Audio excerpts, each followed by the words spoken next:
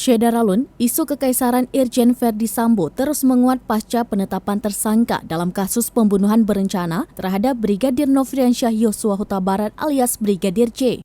Terkait isu tersebut, Mabes Polri melalui Divisi Cyber Polri masih melakukan pendalaman.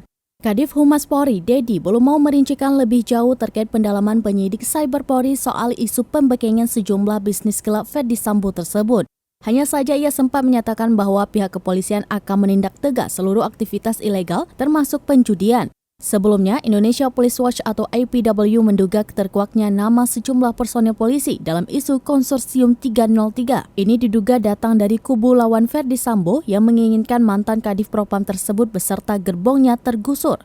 Ketua Indonesia Police Watch atau IPW Sugeng Teguh Santoso menyebut dokumen yang beredar itu mirip dengan model pemaparan yang dibuat oleh polisi dalam penanganan sebuah kasus. Disebutkan selain judi, Verdi Sambo juga menjalankan sejumlah bisnis gelap lainnya.